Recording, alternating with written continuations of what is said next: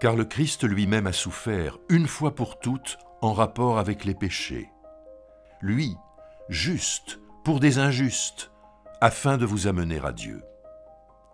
Mis à mort quant à la chair, il a été rendu vivant quant à l'esprit. C'est ainsi qu'il est aussi allé faire la proclamation aux esprits en prison, à ceux qui avaient refusé d'obéir autrefois, lorsque la patience de Dieu attendait, au jour où Noé bâtissait l'arche dans laquelle un petit nombre de personnes, 8, furent sauvées à travers l'eau. C'était une figure du baptême qui vous sauve à présent.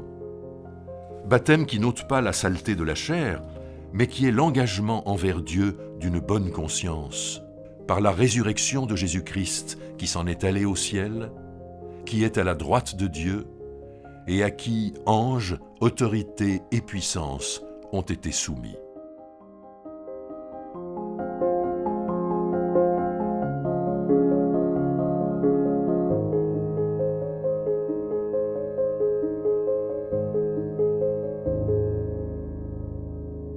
La première épître de Pierre est adressée aux étrangers qui sont dans la dispersion.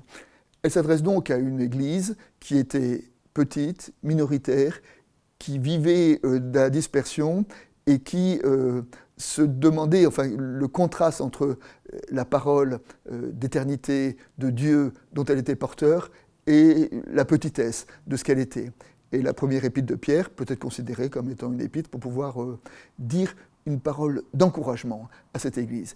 Et ce qui est très étonnant, c'est que, comme l'épître de Jacques, comme l'Évangile, la première épître de Pierre appelle à se réjouir de la foi, même au milieu des difficultés. Au début de l'épître de Pierre, un verset dit « Vous êtes transportés d'allégresse, quoique vous soyez maintenant attristés par diverses épreuves. » Être transporté d'allégresse par les épreuves, c'est vraiment le message de l'épître. Vous êtes éprouvés, mais n'oubliez pas l'allégresse. Ce qui rappelle la dernière des béatitudes, qui est peut-être la béatitude la moins commentée parce que la plus difficile à entendre. La dernière béatitude dit « Heureux êtes-vous lorsque l'on vous insulte, qu'on vous persécute, qu'on répond faussement sur vous toutes sortes de méchancetés à cause de moi. Réjouissez-vous et soyez transportés d'allégresse, parce que votre récompense est grande dans les cieux, car c'est ainsi qu'on a persécuté les prophètes qui vous ont précédés. » Voilà. Être capable de vivre l'allégresse dans les difficultés, c'est le grand thème de la première épître de Pierre.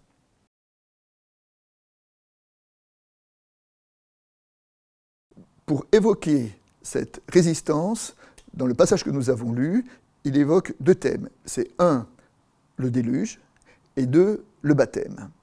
Alors, le déluge, parce que l'Église, souvent, a été représentée, notamment dans son iconographie, comme étant une petite barque, une coque de noix, ballottée par les tempêtes de notre monde.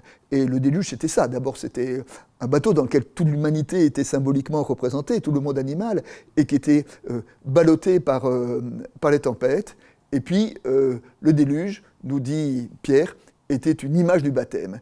Et le baptême, c'est quoi? C'est de dire, nous sommes dans une vie qui est marquée par la mort et par les épreuves, mais nous sommes aussi dans une vie qui est appelée à la résurrection. Et le baptême, c'est une image de mort et de résurrection, de même que le déluge est une mort de la création, est une décréation, mais suivie d'une nouvelle création et d'une nouvelle vie possible sur la terre, d'une nouvelle vie sur la terre habitable. Et donc, aujourd'hui, cette image du déluge, cette image du baptême, nous invite à nous appuyer sur cette promesse et cette espérance au jour de l'épreuve. On dit de Luther qu'il avait gravé sur sa table de travail je suis baptisé. Et que chaque fois qu'il était menacé par le découragement ou qu'il était pris par le doute, il relisait cette phrase et il dit « Je suis baptisé. Un jour, Dieu m'a fait la grâce de cette parole.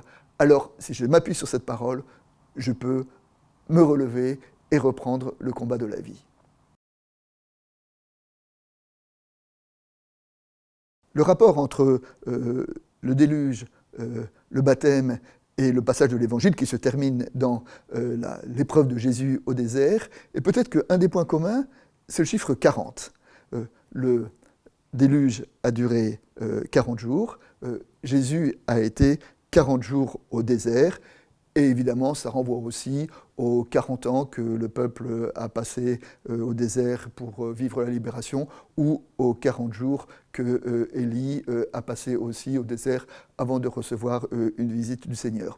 Donc le nombre 40 dans la Bible est un nombre qui évoque un temps d'épreuve, mais un temps d'épreuve qui débouche sur une nouvelle création, sur une nouvelle naissance, sur un nouveau temps.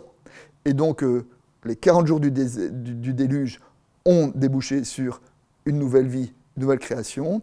Les 40 jours de tentation de Jésus au désert ont débouché sur le commencement de son ministère et la mise en pratique de la parole qu'il avait entendue. Et donc, pour nous aussi, nous sommes invités, dans nos épreuves, à entendre cette parole, cette promesse que Dieu nous a faite. Et au nom de cette promesse, est-ce que nous voulons vivre selon l'économie de notre monde? L'économie du monde, c'est ce que le diable essayait de tenter Jésus. Ou est-ce que nous essayons de vivre selon l'économie de notre baptême? Eh bien, le récit de l'Évangile, le récit de Pierre, le récit de la Genèse nous invite à vivre selon l'économie de Dieu, selon l'économie de la grâce, selon l'économie du baptême, et non pas selon l'économie de notre monde.